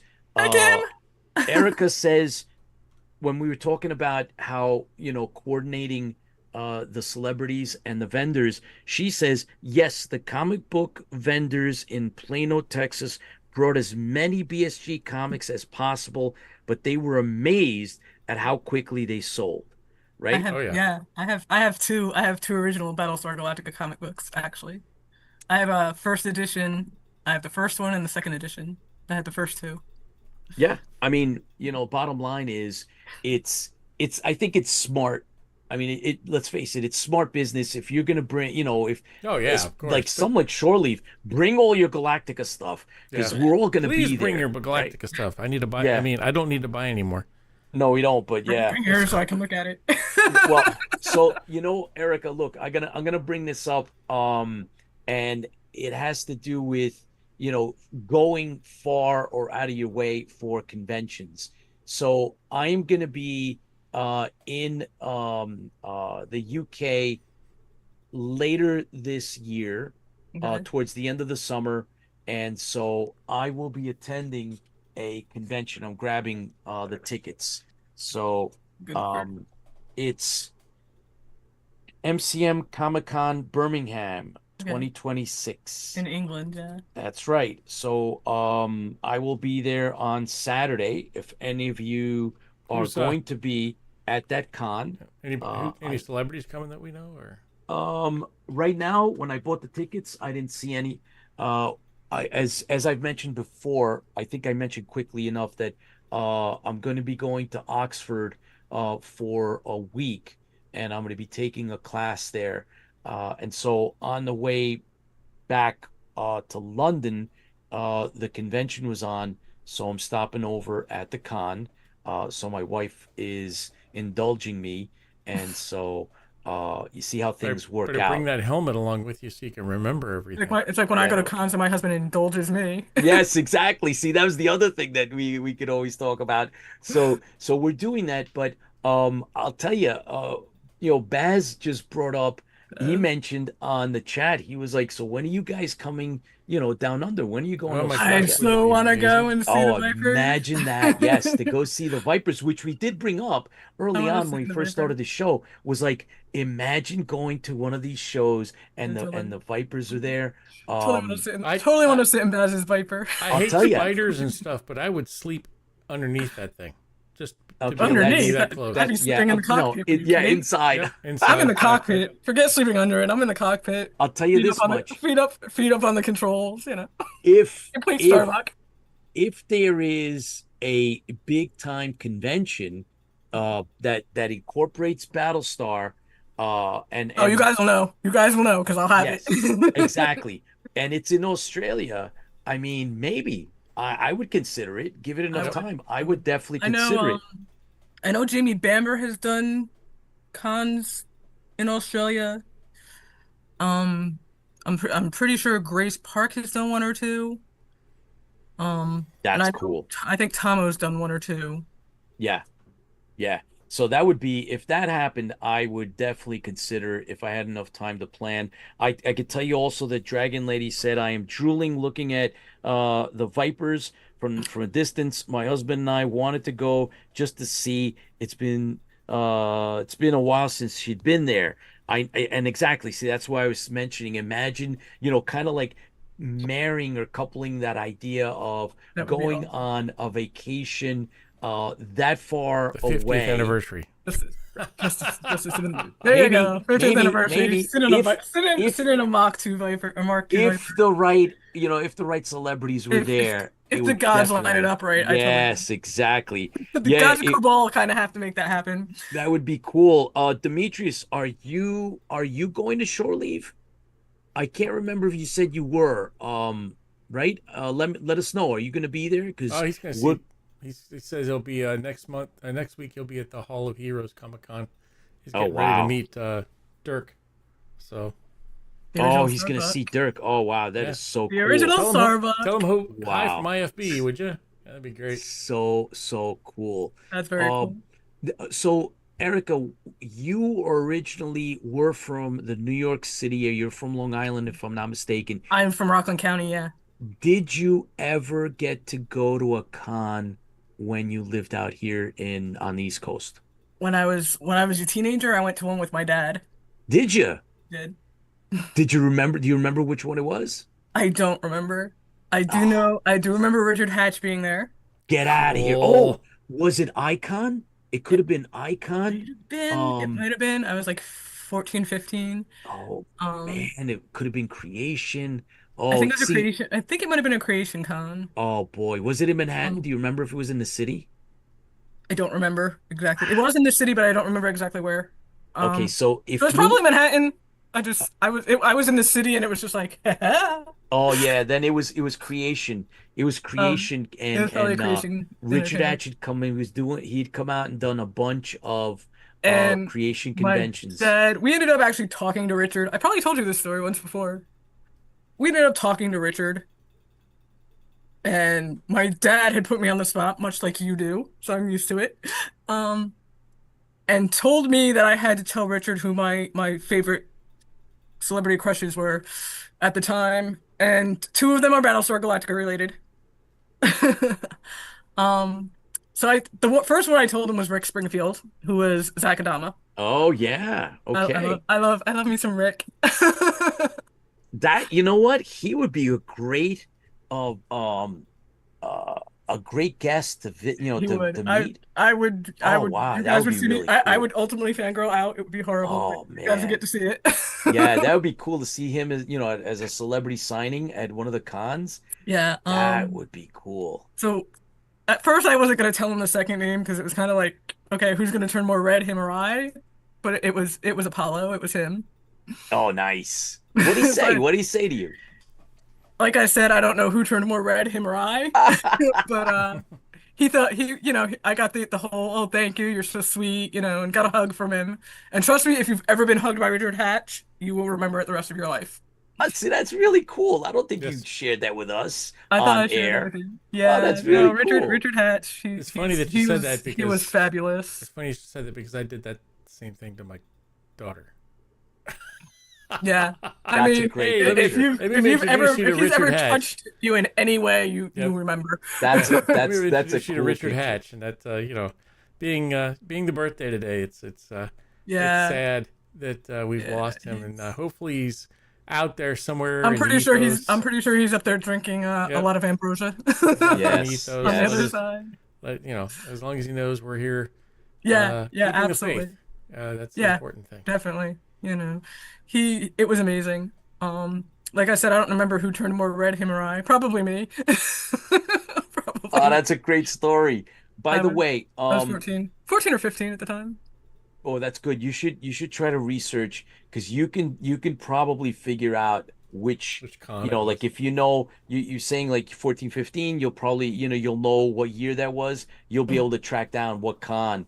But anyway, look, I just wanted to mention that Demetrius says that he's not going to be making it to shore leave this year. Unfortunately, we look forward to catching you live, Demetrius. Thank you for joining us, and thank you for doing what you do. So you got to keep us posted. We're going to have you back on the show and give us an update on all the great things that you're producing. I know that you're moving in the right direction, buddy. So I wanted to also let everybody know that Baz just told us that next is Avalon International Air Show, and that's next February. Down under, and then so the his Mark II will be there, and I'm gonna assume that the Mark I will probably be there as well. So If I only had the money. that is so cool, man. If I only had the Imagine that. money just to be able to sit in both of those Vipers. Oh The yeah. Mark I and the Now Mark. Team BSG, right Yep. out in Viper. Texas, They right? have a So they Viper. have a Mark One, They're setting up and they do this week. yes this week. yeah. So they do their thing. So that's stateside. Unfortunately, it's very, very difficult to move that Viper and bring it out all the way to East Coast. I think they've done Florida. They've I done don't know. Florida, yeah. We had some talks with. I would love for them. I would yeah. love for them to come out to North Carolina with the Viper. I put them in imagine talks that. with Dragon That'd be Con at awesome. one time, but the problem was just the space was just Yeah. not available, and there wasn't Have enough them come to Galaxy Con planning. and Viper. Absolutely. And get Raider 1. Tag Raider Yep. and bring Raider 1. Oh, Raider yeah, One Raider has with been that. to Dragon Oof. Con, yes. Yeah, they've been to Dragon Con. They've been in the parade, and I know that Richard Hatch He drove actually it. sat it. He drove it. Yep, Yeah. that's He drove right. it. Yeah. I saw the video. Giggled the entire time I watched it. It was like, Richard's driving a Cylon. What is wrong with him? I was like, Yes. traitor. Yes, and they had a little bit of a technical difficulty, if I'm not mistaken, and they couldn't restart it, and he had to get out and finish, doing the parade, and it was quite the spectacle. I'm sure everybody got a kick out of it. We've been to Dragon Con, we've covered it. The parade, it's in one of our broadcasts over on YouTube. Yep. So if you ever want to see what the parade is like, it's incredible. think We I've seen covered it. it. We had a really, really good time. Tricky Faye was there. It was myself and Tricky Faye, and we actually were narrating. All right, we were actually broadcasting live as we covered the parade at Dragon Con, which is incredible. I know there's a big group of Colonial Warriors that go to Dragon Con every year. Mhm. I think the max With a couple of number I've Cylons. seen- There's always a couple of Cylons in the group. Oh, so. I think it was 3 years ago. We had a Lucifer and we had 6 Cylons. Yep, that's right. Yeah, That's right. There's always a bunch of Cylons. I know there was a con that Edward James almost was at recently that one of the people was dressed as a Cylon, and he actually acknowledged him standing there as a Cylon. There's a video of it somewhere. He's Pete. I'm telling you, he can't turn me into the Cylon, so he's turning him. No, I've already started on you. You just started lower over the knee Oh, and the yeah, leg, yeah, yeah, ankle yeah. areas, and Tipsy, It's Tipsy is incredible. completely gonna This turn on. He the, wants the he wants helmet. Colonial Silence. I will. It's a We crop can circle. It's rebuild you. incredible. Dun, dun, dun, dun, dun, dun, dun, dun. We can rebuild Yeah, you. yeah, yeah. He's Well, trying. The He's trying to $6 turn million Colonial. ankle. yes, that's right.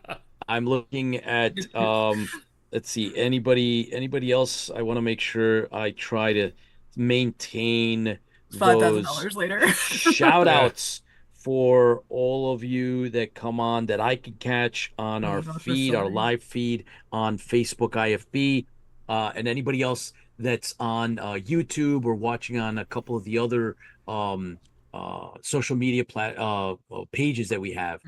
Thank you for joining us live. Erica, always fun to chat up convention stuff with you and reminisce a little bit. Thank you so much for taking the time out. Thank you for supporting. And we look forward to having you come back again so we can do more. That'll be next month. I'll be on, but I won't be doing my normal segment. Okay. John one has probably filled you in on that. Yes. That's all I'm saying. That's all I'm saying there. Yes. There'll be a special announcement made that day too. Perfect. So you're looking forward to you. Well, so you're coming on separately from the convention segment, right? The convention corner. That's something different. So in the meantime, we look forward to having you back in your convention corner. Yep, and we'll see July. where that leaves us because it's going to be close to shore leave. So I don't know if it's going to be before or after. Either it might be after. Maybe after might be good. And we can do a whole You can do a whole wrap up with me. Yes, yeah. we can. Yeah, absolutely. It would probably be after shore leave. Then okay, so that's what we're gonna do. So next time we have Erica's convention corner, it's gonna be after shore leave, which is July 10, 11, and 12. So stay tuned for that. Yep, and that's Thank you about so when much. The convention season starts kicking off. So. Always fun to be here. Oh, absolutely. It's great to have you. So, Erica, Fans Fuel the Fleet, thank you so much for taking the time out, and we look forward to having you back soon. Take care. I'll see you guys next month. Cheers. Thank you, Erica. Awesome. All right, cool. So, guys, we're getting close. Tipsy, any thoughts? I think we've had a great night tonight so far. I mean, well, it's coming to an end. I hate it when it comes to an end. I mean, when we first started this thing out, we would do 30 minutes, and we thought that was a long time. Now we are 2 hours minimum, which is fantastic. I keep reminding you, when we first started this 6 years ago, the first night we had 34 views. Yeah. And we were like 34 people watching us. Who in their right mind is watching us? And now we're thousands. It's crazy. It is crazy. And I think, it's not just, the great thing that we have 1,000 people watching us or thousands of people watching us. The great thing is there is a thirst for the fandom. Yes. There's a thirst for information. There's a thirst for this kind of entertainment that hopefully we're providing you. And I think I think it's just amazing that we have such a kindred spirit, such a kindred group out there, the family that we like to call it. It's great that you're here. We really do appreciate you, and hopefully we cover some topics that you would like. I mean, we're getting ready to, I think, dive deep into some of the older the movies and TV shows in regards to 60s, 70s, and 80s TV shows. So we're going to try to pop one out once a month or so and really dive deep into it. I mean, like Rollerball and Logan's Run and all of the cool things that were, I mean, even Logan's Run, the TV show, which really wasn't that good compared to Logan's Run, the movie. But, look into those and talk about those and talk about the books that actually the sponsored those. That's some of the great things. I mean, even Battlestar Galactica, the books are like, they're just copies of the movies. They weren't. The original, the original two books were really based on the ideas of what was supposed to be put out, and it never was. So we really had a great time with those. We're going to break those out as well. Break those down as in minute detail, find out who the Cylons really were. But you can look at, go back in time to when we first started this channel. You'll see some of the things that we did broke down both of those books really good. But wow, it's just great. There's I can't wait to meet people at Shore Leave. I can't wait to see that. I can't wait to see to break out Volpa there, and maybe Volpa can take a trip in the Cylon Raider. So because I mean, why not? If the Cylon Raider, the Raider's going to be there. Come on. Oh my God! Imagine that!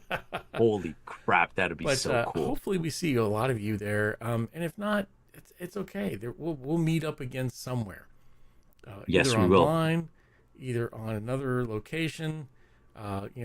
Maybe we start planning out the 50th anniversary at this point. Talk about getting everybody together then. It's a family. We are here for you, and thanks. Really do appreciate you being here.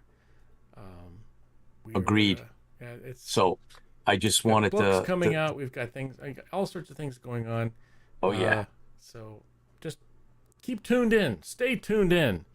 That's it. And thanks again. You know how many people asked for you to put that on tonight? Thank you, Tipsy. Yes. But how many people asked you to put that on tonight?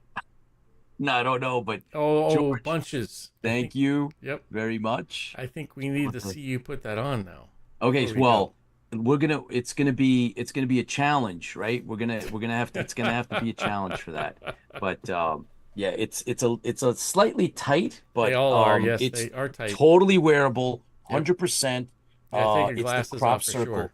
Yeah. and it is very cool, guys. Really, really cool. Thank you very much. Thank you guys for watching. Appreciate all of you and the support. You guys watching live, you guys that watch us later. Thank you. Put it on. Very, put it very on. much. Put it on. Everybody's like, put it on. Yes. It's all in the messages. Everybody says, put it on. Put it on. Watch. Okay. I can do. You gonna do it? You gonna do it? Hang on. That's not putting it on. It's putting it over. Okay, there's a difference. No, you gotta put it on. Because it's like the mask, though. If you put it on, you can't take it off. That's for sure. All right, it's next so week. Cool. Next week we'll put it on, right? So cool. And we have the challenge too. So guys, we're not gonna actually. I'm not gonna renege on challenge it. No. We're gonna do a Knight Rider segment. Yep, and we'll do a Knight Rider segment. All yes. Knight Rider and. A couple of seasons ago, we opened originally sealed Battlestar Galactica trading cards from 1978. Tipsy actually ate the gum that was inside of one of those packs on the show. I laughed my butt off. And so in retribution, I am going to open one of the Knight Rider trading card packs that's been sealed for, I don't know, 37 years or so, or whatever, and I have to eat some of the gum. So that's going to happen. Like we said, we're going to be picking shows from 70s, 80s, maybe even a few from the 90s that mean something or resonate, and we're gonna we'll let you know in advance. Oh yeah, definitely. And we'll talk about it. Yeah. We'll that break series, it down that to the show. minute detail. We'll kick the tires and then take them off. Land of the Lost. Oh, wow. That's a good one. As a matter of fact, I love the Sleeve Stack. I want to try to meet up with them. Oh yeah, there are a lot of conventions. They do conventions, so that would be cool. I would love to. $6 Million Man, Bionic Woman, Wonder Woman. I mean, there's so many great Miami Vice for that matter. Oh my gosh, don't. Right? That's a week long for that one. We're going to do that, guys. That's part of what we anticipate. If towards the end of our season and going into season 7, we're going to do that on a regular basis, and we will announce it in advance what show we're going to be talking about that particular Thursday. and this way you guys will be ready and you can come on and Yep. we'll go back and forth with it. As a matter of fact, Rob Baum had just told us he's our unofficial fact checker here on IFB. He will be joining us on at shore leave. So Cool. Rob, looking forward to Last time we seeing saw you him again was at the non-sports non-sports card card. show. So looking forward to meeting up with you as well. Thank you, everybody. Stay well and stay safe. Keep the faith, and Fans fuel the fleet. fans fuel the fleet. Here's to you all. Take care. See you next week.